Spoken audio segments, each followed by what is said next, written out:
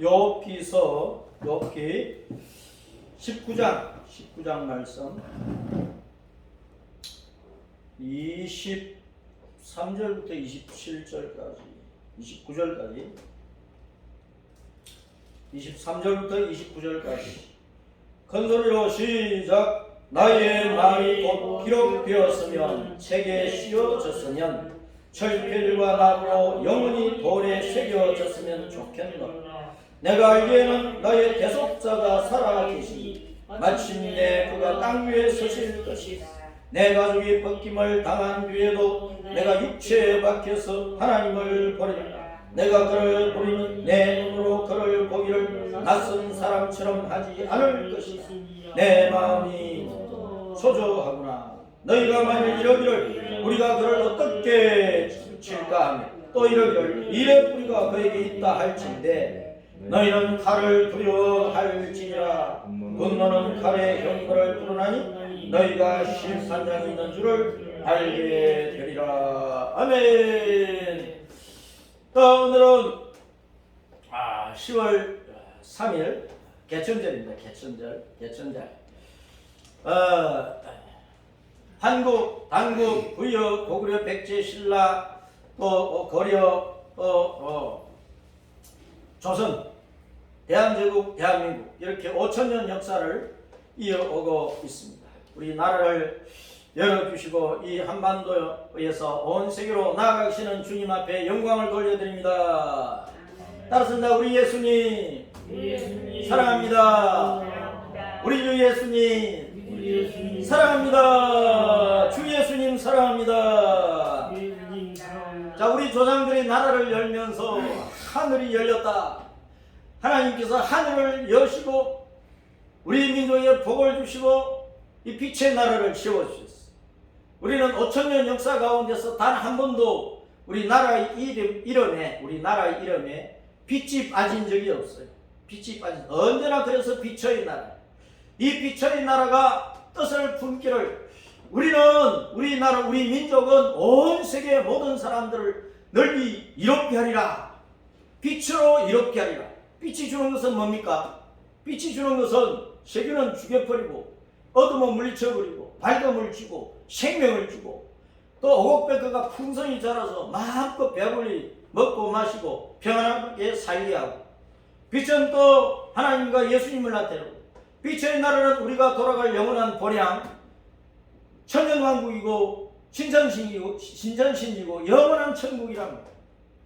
그래서 우리 민족은 처음부터 빛의 하나님을 섬긴 빛의 백성들이고 하늘의 하나님을 예배한 천손 하나님의 자손들이고 하나님의 자녀들인데 우리는 항상 천국을 소망하며 우리 영의 아버지 하나님 주시는 우리 본향 천국을 소망하며 이 땅에서 살았고 그 하나님의 은혜와 복이 온 세상 모든 사람들의 널리 부어지기를 원하면서 온 세상 사람들에게 하나님의 복을 붓는 일을 우리가 하리라 하고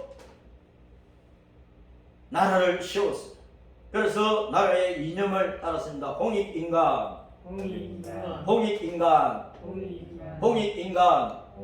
이 세상에 사는 모든 사람을 다 이롭게 복되게 평안하게 생명을 누리며 빛 가운데 잘 살도록 해주자. 예수님 안에서 복음으로서만 할 수가 있는 일입니다. 자, 우리나라가 온 세계 많은 곳곳에 우리 한민족이 나가 있고 많은 선교사들이 나가 있고 새마을 프로그램도 세계 여러 나라에 수출이 되어서 못 사는 나라 어려운 나라들을 막 일으켜주는 일을 하고 몽골 같은 데는 나무 심기를 해서 그 사막을 숲으로 바꾸어가는 일들도 하고 또 옥수수나 또 여러가지 농작물을 재배하는 기술을 또 전수를 해서 세계 식량이 부족한 사람들이 먹고 살 수 있는 길을 만들어주고 있어요. 우리 대한민국이 한류뿐만 아니고 여러 가지 면에 있어서 온 세상 사람들을 이롭게 하는 일을 하고 있다. 그래서 우리는 우리 조상들이 꿈꾸었던 그 꿈이 이제는 예수님 안에서 복음으로서 온 세상 가운데 이루어지고 그 복음 전도가 딱 맞춰지면 우리 주님께서 오신다고 하셨고 우리를 하나님 나라로 데리고 가신다고 약속을 하셨다. 예수님의 십자가 대속과 부활의 은총이 있기 때문에 우리는 예수님의 은혜 가운데서 죄 용서를 받고 지옥에서 구원을 받아가지고 하나님의 자녀의 권세를 얻어서 온 세상에 이 빛을 전가하고 복음을 전가하는 일을 딱 마치고 주님께서 예배해 놓으신 저 우리의 영원한 번영 천국으로 돌아갈 것입니다. 할렐루야! 할렐루야! 자, 그래서 오늘은 무슨 말씀을 받아야 되겠습니까? 당연히 부활에 대한 말씀을 받아야 부활에 대한 말씀.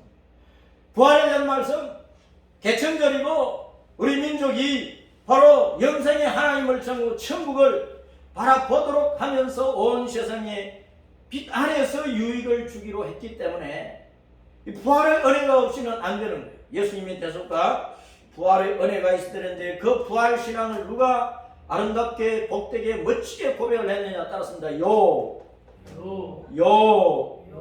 자, 그래서 욥처럼 우리도 부활의 신앙을 고백을 하고 그 부활의 신앙을 어디다 새겨야 되느냐 따랐습니다. 돌에 새기자. 돌에 새긴 나의 고백. 부활 신앙을 돌에다가 새겨버린다는 거예요. 이 땅에 온갖 환난과 고통과 어려움이 많지만 욥처럼 고난을 많이 당한 사람이 세상에 또 어디 있겠어요? 예수님처럼 고난을 많이 당한 사람이 누가 있느냐? 우리도 다 제각각 나름대로 고난을 당하고 인생이 세상에서 고생을 안 하는 사람 아무도 없잖아요. 아무리 부귀 영화를 누려도 높은 자리에 앉아있어도 건세가 당당해도 세상 사람들이 볼 때는 아무 염려, 근심, 걱정이 없을 것 같아도 나름대로 골치 아픈 일들이 많은 거예요. 대가리 감싸고 불안과 염려와 근심과 걱정, 고통 속에 살아가는 것이 이 땅에 사는 사람들. 그런 어려운 가운데서 우리는 따랐습니다. 부활신앙을 가지자. 죽어도 사는 신앙을 가지자. 죽어도 사는 신앙을 가지자. 그 신앙을 어디다 기록을 해야 돼요? 돌에다가 새길 거예요. 그 신앙을 돌에다가 새겨놔야 돼요. 그 돌에 새기면 지워지질 않아. 여러분, 저 등산을 하다 보면 옛날 사람들이, 글게나 아는 사람들이 평평한 바위에다가 큰 글자로 막 시를 써놓고 자기 이름도 써놓고 어떤 사자수도 써놓고 그 시대를 나타내는 어떤 글자를 새겨놨어요. 그것이 수백 년, 수천 년이 되어도 지워지질 않아요. 그렇죠? 돌에 새겨놓으면 잘 안 지워진다니까. 진짜 돌에다가 내 신앙 고백을 딱 새겨버리면 영원히 안 지워지는 거예요. 바로 욥은 그 부활의 신앙을 이 돌에다가 새겨버렸다. 우리도 욥처럼 부활의 신앙을 돌에다가 새겨놔야 돼. 자, 가을인데요. 가을은 어떤 계절이라 그래요? 열매 맺는 계절, 알곡을 거두는 계절, 결혼하는 계절, 여행 다니는 계절, 또 겨울을 준비를 해야 돼. 겨울. 그러면서 이제 오색 단풍 구경도 하지만은 바람 불면은 그 단풍이 우수수 떨어질 때, 그때 그 떨어지는 단풍을 보면서 인생의 의미를 또 되새기는 것입니다. 가을은 여러 가지로 우리에게 많은 교훈을 줍니다. 많은 즐거움도 주고, 많은 얘기거리도 주고, 많은 추억거리도 쌓게 하면서 인생이 과연 어떤 존재냐, 인생의 의미를 생각하게 하는 것입니다. 이 좋은 계절에 나는 지금까지 어떻게 살았지? 앞으로는 또 어떻게 살아야지? 지금까지 내가 살아온 것이 진짜 사람답게 살아왔어? 예수님 믿는 사람답게 살아왔어? 하나님의 자녀답게 살아왔어? 천국에 돌아갈 소망을 두고 살면서 천국에 돌아갈 일을 내가 하고 있어? 내가 주님의 교회를 섬기면서 제대로 섬기고 있어? 나는 예수님을 믿는 사람, 예수님의 제자인데 내가 예수님의 입이 돼가지고 예수님 잘하고 전도하고 예수님 정인으로 타고 있어.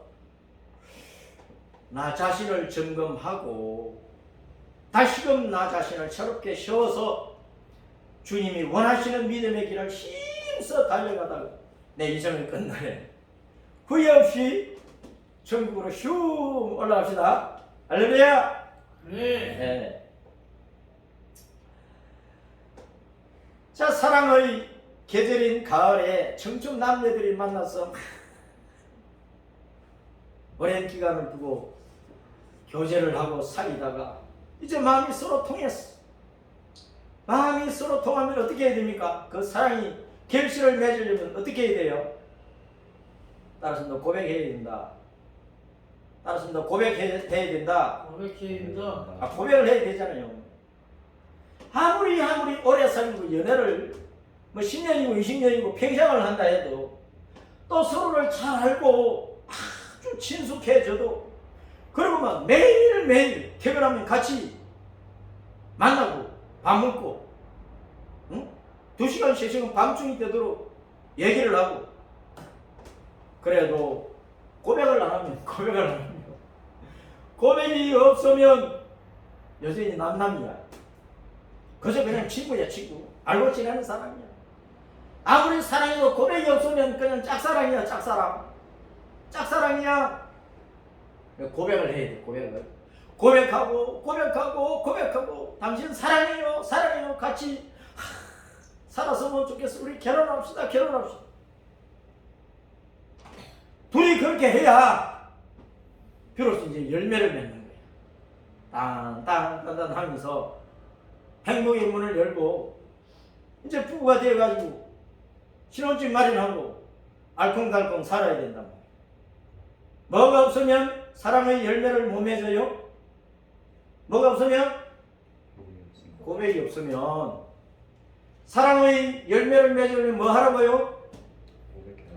뭐 하라고요? 고백해라. 대답해. 뭐 하라고요? 고백해라. 고백해야지. 연애 안 해봤어 있다. 연애하고 결혼했잖아. 고백하고 결혼했잖아요. 제가 당신을 사랑하니까 우리 결혼합시다. 그래요. 좋지요. 빨리 결혼합시다. 그래서 결혼한 것 아니에요. 그런데 여러분, 열매는 많은 어려움을 이겨내, 많은 고통의 과정을 이겨내, 여러 가지 위기를, 죽을 고비를 넘어야 좋은 열매를 맺는단 말이에요. 오곡백과를 보세요. 시장에 가면은 온갖 과일들, 먹거리가 많아요. 이 먹거리 다 어떻게 시장 바닥에 올라와 있습니까? 온갖 어려움 이겼기 때문에. 해산물은 온갖 먹이 사슬 가운데서 죽자는 발부둥 치고 오염도 이겨내고 폭풍도 이겨내고 큰 파도도 이겨내고 그러면서 이제 우리 밥상에 올라오는 거예요.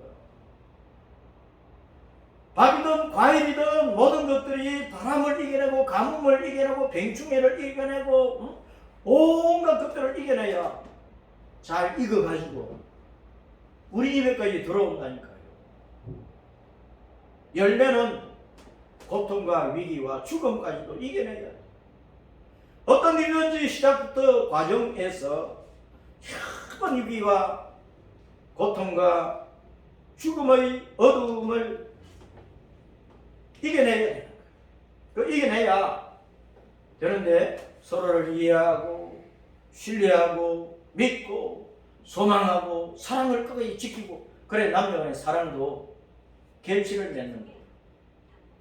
그러면 이제 열매 맺으면 행복의 문 열리고 열매 맺으면 알콩달콩 살게 되고 열매 맺으면 둘이 좋아서 죽고 못 사는 거지.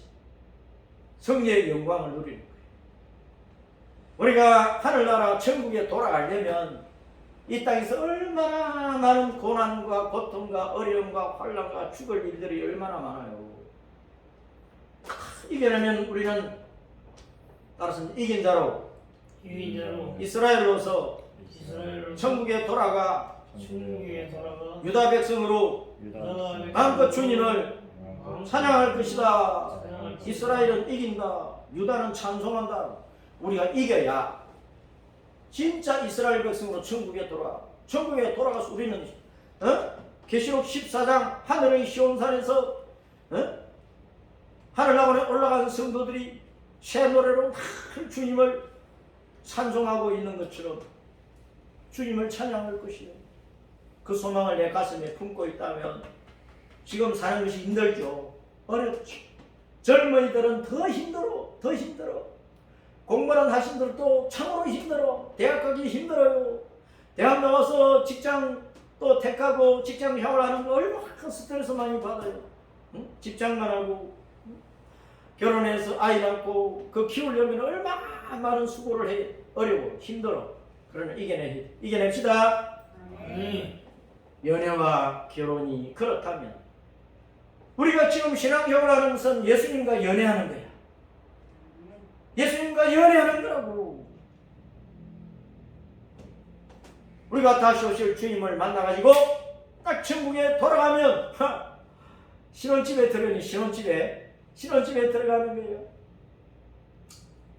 이 땅에서 연애와 결혼도 많은 고통을 이겨내야 되는데 우리가 예수님 만나가지고 천국에 돌아가는데 신앙생활 늘 형통하고 늘 부자고 늘 건강하고 늘 부족함이 없고 늘 기쁘고 늘 즐겁고 그렇게 되는 것을 생각하지 말아요. 아예 가슴속에 결심하기를 나는 어떤 어려움이 있어도 어떤 죽을 일이 있어도 주님을 붙들리라 이 신앙을 가지게 된다. 십자가를 붙들리라 예수님 따라가겠다는 일사각오의 신앙을 가져야 된다는 말이에요. 욥은요 일생 동안 고통이 없었겠어요? 늘 평안했겠어요? 그가 모든 것을 잃어버리기 전에는 행복하게 살았다 할지라도 부족함이 없이 다 잃고 나서는 엄청난 고통을 당한 거예요. 그 욥이라는 뜻은 뭐냐? 욥 따라서 대적에게 원수들에게 미움틀이 박혀가지고 고통받는 사람 까닭없이 미움을 받는 거야. 까닭없이 눈총을 받는 거야. 까닭없이 짓밟히는 거야. 우리 예수님을 믿는 사람들이 세상에서 까닭없이 미움을 받아요. 직장 생활하고 뭘 하고 사람들 속에서 까닭없이 조롱을 당해. 또 어떤 술자리에서 술 안 마신다고 막 조롱하고 비웃고 어떤 뇌물을 받는 그런 일 속에서 그 마다하고 뿌리치고 나간다고 저 바보 같은 새끼 바보 천지 같은 놈 그러면서 비아냥거리고 자기들의 비리 밝혀질까봐 그 자리에서 쫓아내버리고 세상이 그렇잖아요. 예수님 안에 있는 성도는 진리 안에 있는 성도는 믿음의 중심을 지키는 성도는 성화되고 거룩하고 깨끗하기를 원하는 성도는 항상 미움을 받는 거야. 세상에서도 그런데 영의 세계에서 사탄의 미움을 받는 거야. 사탄이 저 예수님을 잘 믿는 저놈 내가 죽여버려야 되겠는데 저놈 때문에 많은 사람들이 예수님 믿고 따라갈 것 같으니까 저놈 죽여버려야 되겠다. 사탄이 그런다니까. 이 시간에 내가 사탄 얘기하니까 사탄이 배알이 꼴려가지고 김성 목사 죽여버릴까 그러고 있을 거야 지금. 나는 예수님 이름을 하잖아. 나는 아무리 약해도 예수님 이름은 강하니까 예수님께서 나를 부르실 때까지 난 안 죽거든. 여러분도 마찬가지예요. 욥은 원수들에게 악을 행하는 사람들, 하나님을 떠난 사람들, 비진리 가운데 있는 사람들, 불신앙자들, 불의함 가운데 있는 사람들, 자기 욕심껏 살려고 하는 사람들, 그런 사람들이 있어. 까닭없이 미움을 당하고 그래서 고통받는 사람을 욥이라고. 우리가 바로 욥이란 말입니다. 예수님 안에서 바르게 믿음 생활을 바르게 하려고 하는 사람이 전부 다 욥의 길을 가는 거예요. 근데 교회를 다니고 예수님 믿어도 두 다리 걸치고 여기도 걸쳤다가 여기도 걸쳤다가 이렇게도 살았다가 저렇게도 살았다. 그런 사람은 욥이 아니지. 눈치껏 사니까. 세상 따라 사니까. 그런 사람을 주님께서 뭐라고 하시느냐 따라서입니다. 외식하는 자들아 외식하는 자들아. 그 모습만 예수 믿는 사람이야. 마음은 하나님께서 떠나서 세상 친구가 되어서 마귀의 종로로 돼 내 신앙을 살게 됩니다. 욥이요, 재산 다 잃었지, 자녀 다 잃었지, 아내도 자기 숨쉬는 것도 싫어하고 하나님 욕하고 죽어버리라 그러지. 이 친구들 와서 위로하려고 하는 것이, 야, 내가 죄가 있으니까 고통당하지 이놈아, 죄를 회개해야지, 죄를 회개해야지, 네가 악한 놈 아니냐, 막 이러거든. 이웃이 조롱하지, 부귀 공명 다 빼앗기고 없지. 건강 뺏겨가지고 죽을 병이 들어가지고 문둥병인지 무슨 병인지 모르는 몸이 썩어가는 거야. 부더기가 몸에 기어다녀. 얼마나 고통스러워, 얼마나 아프겠어요. 그때는 뭐 진통제가 있으니까 뭐가 있어요. 얼마나 아프겠느냐고. 얼마나 아픈지. 시골에 가면 옛날에 잭구덕 있었어. 잭구덕 위째 아래째 그러면 흙간이 있었거든. 흙간에 쟤도 그름으로 쓰니까 잭구덕이 있다고. 우리는 어릴 때 잭구덕이 장난 많이 쳤어요. 소주 끓이고 아침에 끓이고 그 쟤가 다 불 꺼지고 나면은 그 부엌 안에 하등 안에 쟤가 가득 차 있으면 나무 떼기 힘들잖아. 그 쟤를 자꾸 쳐내야 돼.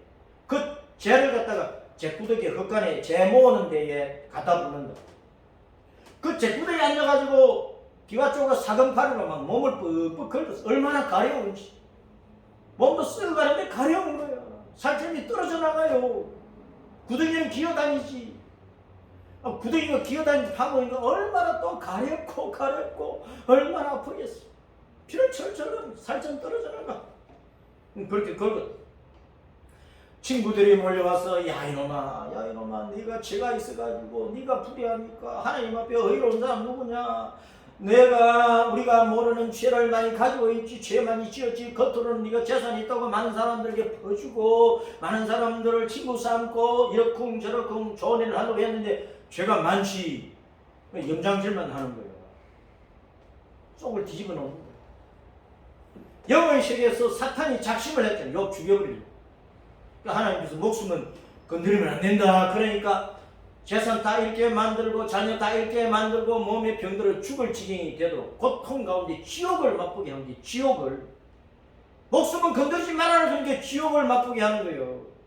발가벗겨가지고 말려가지고 막 썩혀서 죽여버리려고 하는데 목숨 건드리지 마라 하니까 이제 지옥의 고통만 맛보게 하는 거예요. 욥이 그러니까 얼마나 괴로웠겠어. 근데 그 까닭을 모르는 까닭을 그 이유를 모르는 거야. 왜 내가 이런 고통을 당해? 이유를 모르니까 얼마나 또 고통스러웠겠어. 욥의 신음 소리를 들어봅시다. 욥기 19장 2절부터 6절에서 뭐라고 했느냐. 친구들에게 뭐라고 했느냐. 욥이 자기가 고통당하는 것을 털어놓기를 너희가 내 마음을 괴롭히고 말로 나를 짓부수기를 언제까지 하겠느냐. 너희가 10번이나 말은 많이 그런 말이야. 나를 학대하고도 부끄러워하지 않네. 내게 있는 허물이 내게만 있느냐. 너희들도 그렇지 있지 않느냐 말이에요. 너희는 자만하며 자기들은 의롭다면서 내게 수치스러운 행위가 있다고, 내게 죄가 있다고, 죄 때문에 그렇다고 막 증언을 하고 있지만은 하나님이 나를 억울하게 하시고 자기 건물로 나를 에워싸셨느니라. 따라서 하나님이 나를 억울하게 하시고 자기 건물로 나를 에워싸셨느니라. 욥은 자기가 고통당하는 것을 남에게 돌리는 게 아니라 남에게 안 돌리고 있어요. 지금 자기 숨쉬는 것도 싫어하는 아내에게도 안 돌렸어. 하나님 앞에서 지금 생각하는 거야. 내가 왜 이렇게 고통을 당하지? 남을 원망하지 않고 신의 징계로, 하나님의 징계로 내가 뭔가 하나님 앞에 잘못이 있으니까 하나님께서 나를 치시는 것 같은데 뭘까 회개해야 되겠는데 이 마음을 가지고 있는 거예요. 항상 우리는 고난 당할 때요. 고난 당할 때 어떻게 해야 되느냐 따랐습니다. 고난 당할 때 나를 돌아보자. 하나님 앞에서, 하나님 말씀 앞에서, 하나님 눈앞에서, 십자가 앞에서 나를 보자. 욥이 그렇게 하고 있는 거예요. 욥이 막 몸도 마음도 막 깨어질 지경이 되어 있는데 욥이 하나님께 뭐라고 하소연을 하느냐? 내가 폭행당한다고 하나님께 막 부르짖도 응답이 돼가지까지 응답이 없어.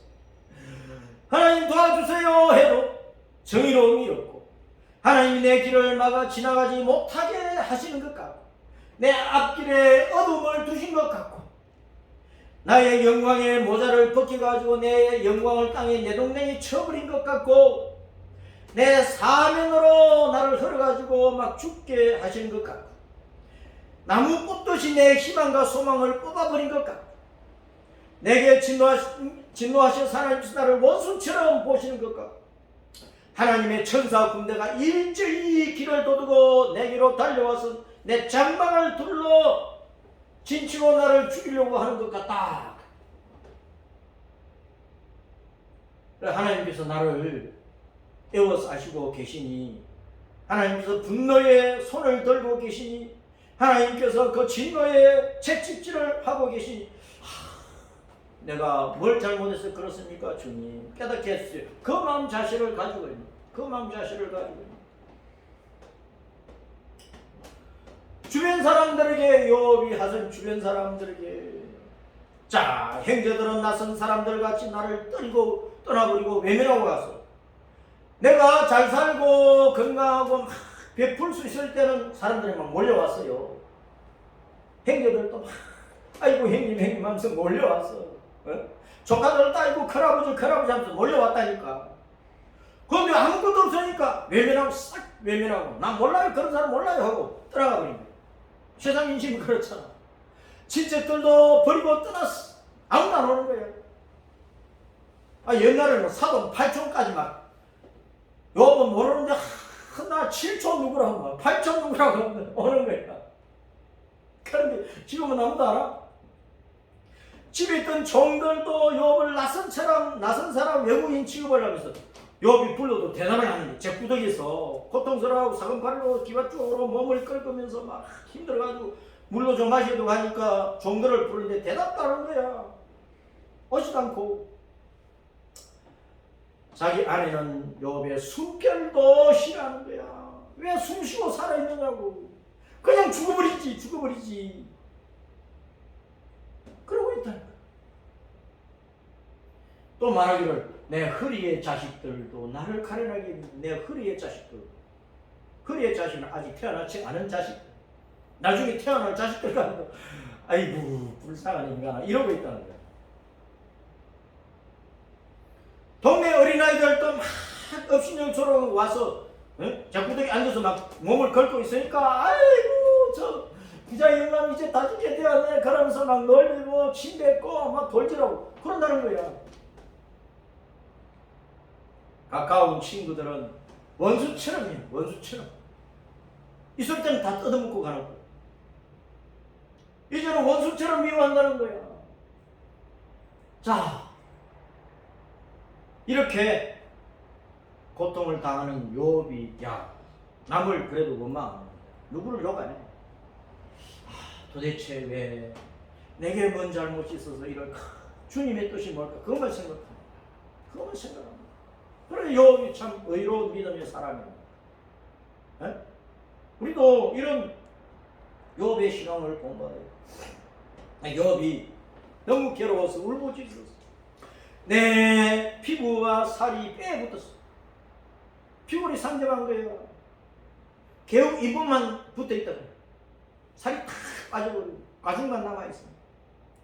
아이고 친구들아 나를 좀 불쌍히 여기다. 친구들아 나를 좀 불쌍히 여기다. 친구들이 와 이래 안 하냐? 세 사람이 왔는데 네가 죄 때문에 이놈아 그렇지 않느냐고 쏙만 뒤집어 놓고 있어. 하나님의 손이 나를 치시긴 하셨는데 하나님이 나를 손대시긴 하셨는데 내가 뭘 해결을 해야지? 뭘 잘못해도 해야지? 하나님 앞에서 계속 자기를 보고 있는 거야. 그런데 이 친구들아, 세상 사람들아, 동네 사람들아, 아이들아, 너희도 어찌 하나님처럼 나를 짓밟고 있냐? 위로하려면 좀 내가 위로가 되도록 위로를 해줘야지. 내 살로도 부족한 내가 지금 다 썩어가고 있고 내 숨이 넘어갈 지경인데 정말 죽기를 바라냐? 내가 그렇게도 꼴보기 싫냐? 그런 고통 가운데서 욥이 지울 수 없는 고백을 하는 거예요. 영원히 지울 수 없는 고백을 해버렸다는 거예요. 나의 말이 곧 기록이 되었으면 책에 씌어졌으면 새 필과 나무로 영원히 어디 새겨졌으면 돌에 새겨졌으면 어디 새겨졌으면 돌에 새겨졌으면 돌에 새겨졌으면 좋겠다. 돌에 새겨지면 좋겠다. 내 고백이 그냥 한타는 소리가 아닙니다. 난 누구를 원망하고 저주하는 소리가 아니에요. 하나님 앞에 따지고 삿대질하고 땡깡 부리는 소리가 아닌 거예요. 하나님 앞서 자기 자신을 살펴서 그래도 그 이유를 다 모르겠지만 자기가 혹 죽는다 해도 하나님은 나를 영원히 죽이시나 내 육체는 죽어도 나는 안 죽어 나는 살아나 내 영혼 하나님 품으로 갈 거야. 그 신앙 고백을 하면서 그 신앙 고백이 돌에 새겨졌으면 좋겠다. 돌에 영원히 새겨졌으면 좋겠다. 그 고백을 합니다. 고통 속에서 우러나온 신실한 영원한 사랑의 고백이란 말이에요. 욥이 무슨 고백을 했습니까? 따랐습니다. 내가 알기에는 나의 대속자가 나의 구원자가 나의 예수님이 살아계신다. 이걸 알았다니까. 이걸 알았단 말이에요. 나의 대속자, 나의 구속자, 나의 구세주, 나의 구원의 주님, 나의 주 예수님이 살아계시면 나는 안다고요. 죽을 지경인데 부활의 신앙을 가지고 있는 그분이 나중에 땅 위에 서실 것이다. 욥은 아브라함 시대의 사람이야. 아브라함 시대.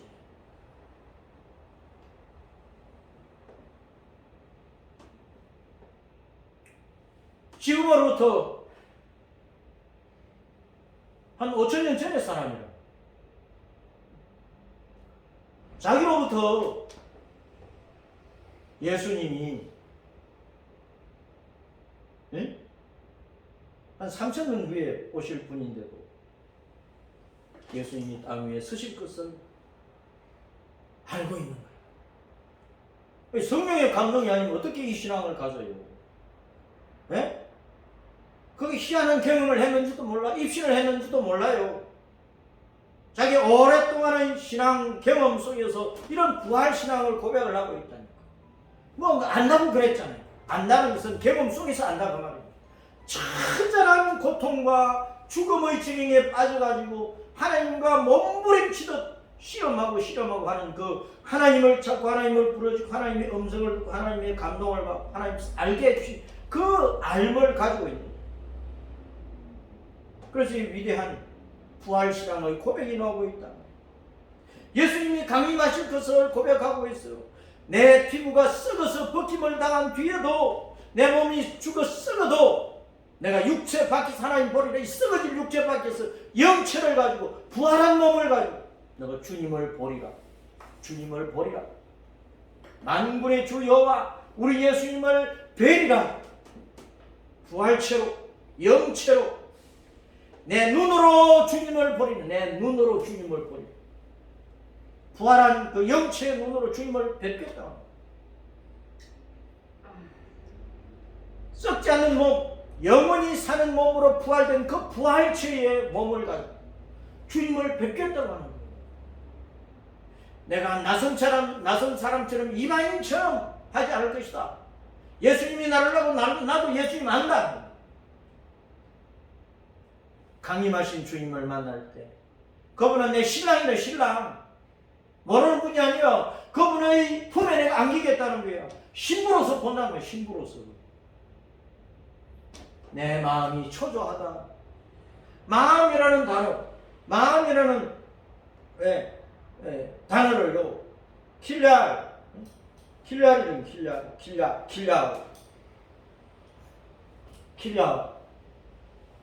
콩팥. 내 콩팥이 초조하다. 성경에 보면은 이 콩팥을 마음으로 번역한 구절들이 많이 나옵니다. 속의 내장을 드러낼 때에 제일 마지막에 드러내는 것이 콩팥이 콩팥. 내 마음이 초조하다. 내가 죽을지라도 나는 육체 밖에서 부활처로서 주님 만날 건데 초조하더만 주님 앞에 빨리 서고 싶다. 이 고통을 벗어버리고 내가 부활처로서 주님 앞에 빨리 서고 싶다. 우리 예수님 품에 빨리 안기고 싶다는 부활신앙을 고백을 한 거란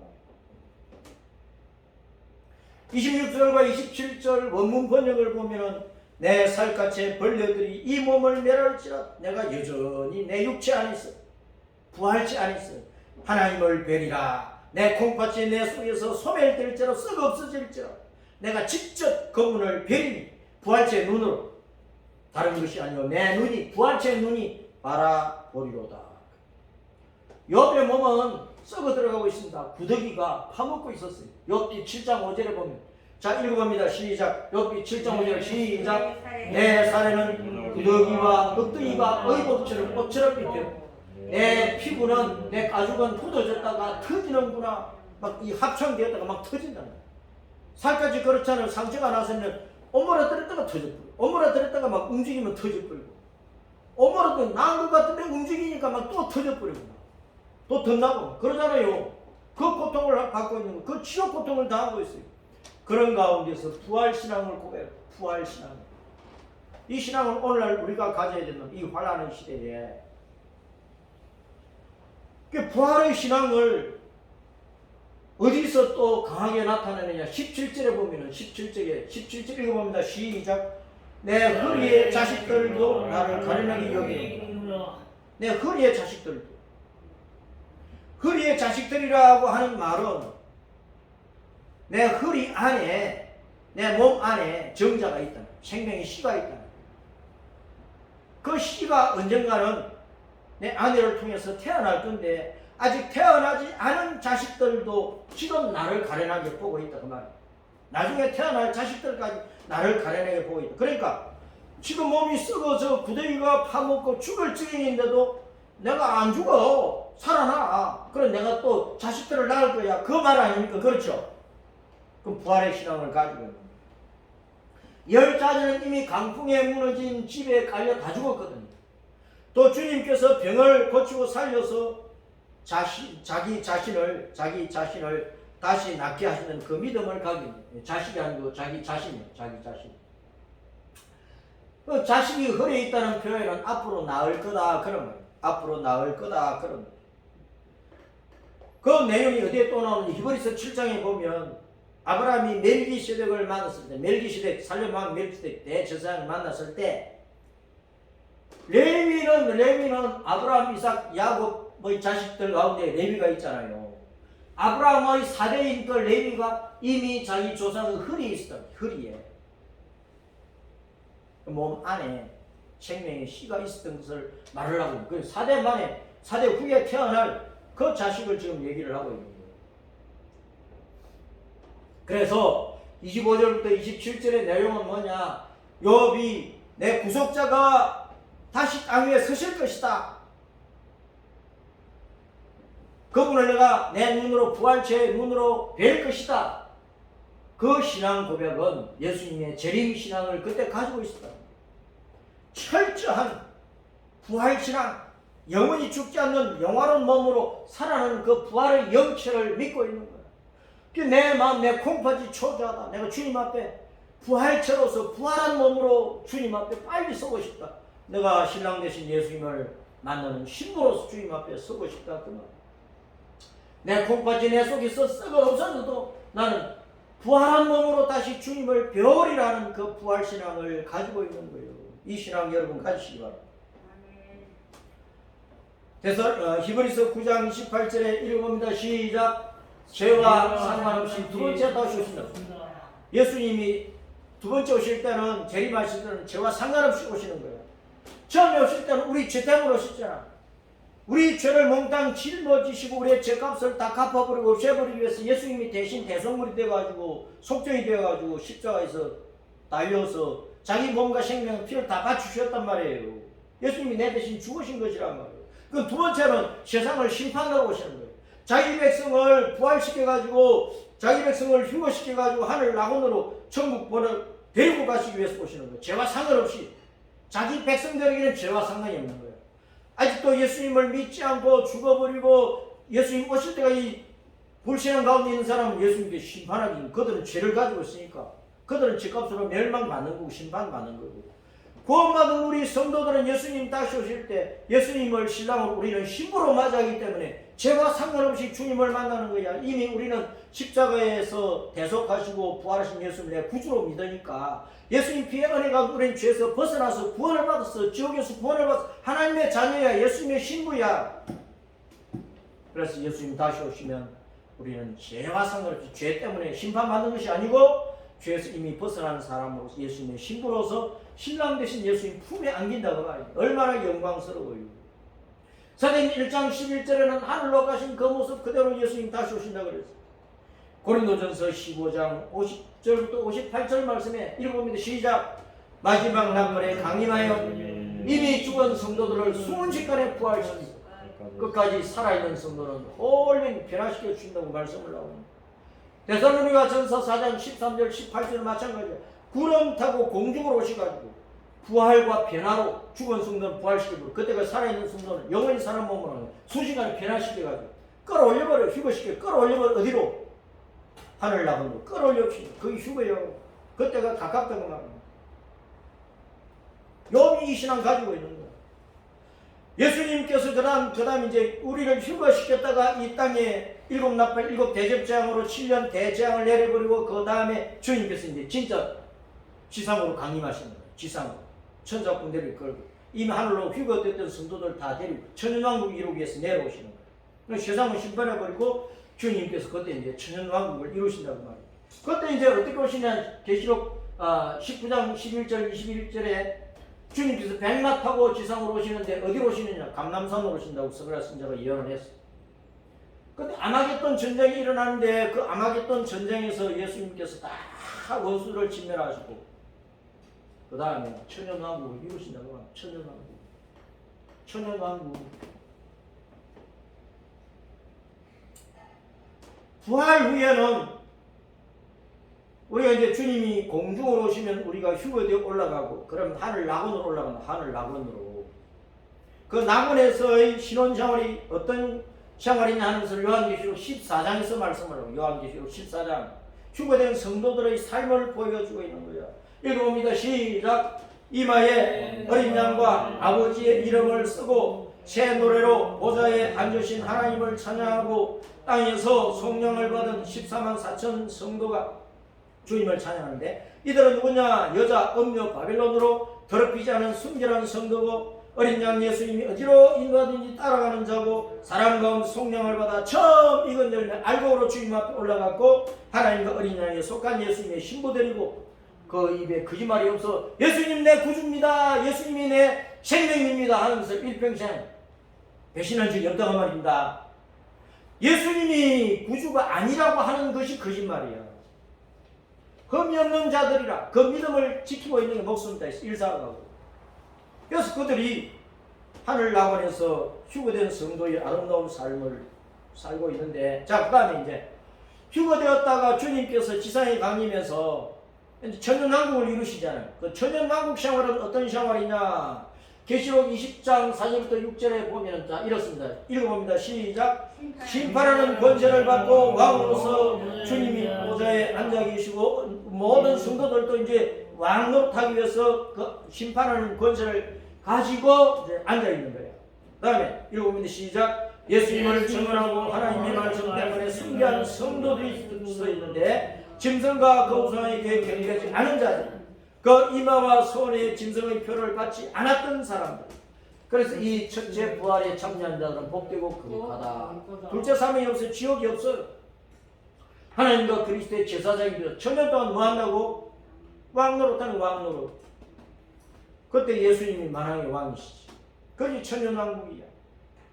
그럼 천년왕국 생활이 끝나면은 나중에 이제 사탄과 적그리스도와 거짓 선지자 그리고 불신앙자들의 영혼을 다 주님께 요한불 지옥 심판을 해놓고 이제 그때 이제 영원 천국을 이루십니다. 계시록 21장 22장 영원 천국을 이루. 그러니까 계시록 14장은 휴가된 성도들의 생활, 계시록 20장은 천년 왕국 생활, 그 다음에 21장 22장은 신천신지 샤론과 세상 영원한 천국 생활을 보여주고 있어요.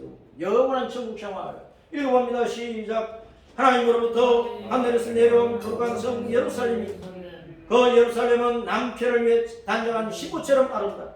하나님의 보좌와 장막이 사람들과 함께 있는 것이고 만물이 새롭게 회복된 것이고 생명수 샘물을 목마른 자에게 주시는 것이고 생명강 생명열매 그 가운데서 왕노릇하고 하나님이 성전이 비어 있었어.